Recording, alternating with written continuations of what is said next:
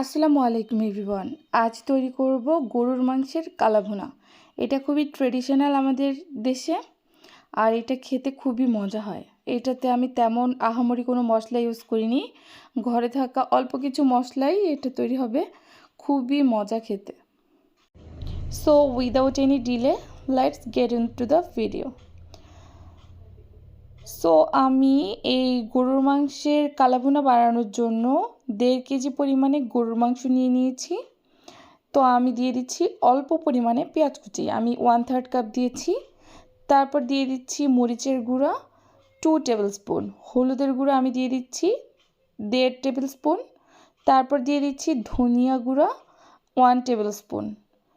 আমি আরেকটু গরুর মাংসের মশলা অ্যাড করে দিয়েছি এখানে। তারপর আমি দিয়ে দিচ্ছি জিরা গুঁড়া 1 টেবিল স্পুন, দিয়ে দিচ্ছি গরম মশলা 1/2 টেবিল স্পুন। তারপর আমি এটার মধ্যে অ্যাড করব একটা মিষ্টি দই। আচ্ছা, এখানে ট্রিক্সটা হচ্ছে আমি মিষ্টি দই ইউজ করেছি, তাহলে আমার কাছে এটার টেস্টটা বেশি ভালো লাগে। যদি আপনারা টক দই ইউজ করেন তাহলে একটু সুগার অ্যাড করে দিবেন। এবার আমি 1 টেবিল স্পুন দিয়ে দিয়েছি জিঞ্জার পেস্ট, আর 1 টেবিল স্পুন দিয়ে দিয়েছি গার্লিক পেস্ট। এবার আমি অ্যাড করে দিচ্ছি একটু soya sauce, light soya sauce. এবার আমি অ্যাড করে দিচ্ছি একটু বাদাম বাটা।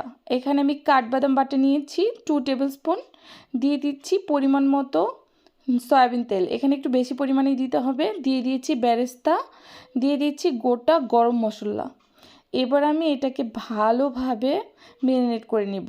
ভালোভাবে মেখে মশলাটাকে আমি এটা রেখে দিব 2 আওয়ার্সের জন্য।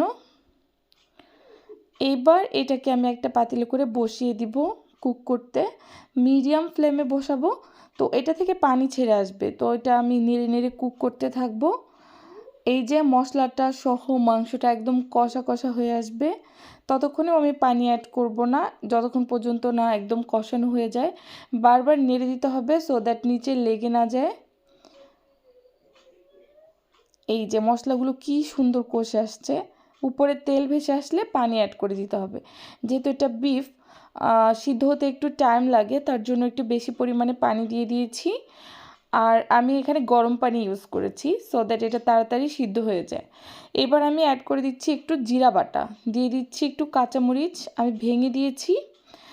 এবার শুকনো হয়ে আসা পর্যন্ত একদম কুক করে নিব।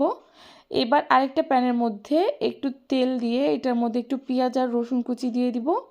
আমি এখানে সরিষার তেল ইউজ করেছি, সরিষার তেলটা ইউজ করলে এটার ফ্লেভারটা বেশি ভালো আসে। এইবার পেঁয়াজটা একটু থেতু করে ভেজে নিয়ে এটার মধ্যে আমি অ্যাড করে দিব কুক করে রাখা বিফটা। এটা এবার আমি বেশ কিছুক্ষণ শুধু এই তেলের মধ্যে পেঁয়াজ সহ ভেজে নিব। এটা যেমন জুসি হবে, সফট হবে, তেমনি অনেক টেস্টি হবে খেতে। দেখেই বুঝতে পারছেন কালারটা কত সুন্দর এসেছে।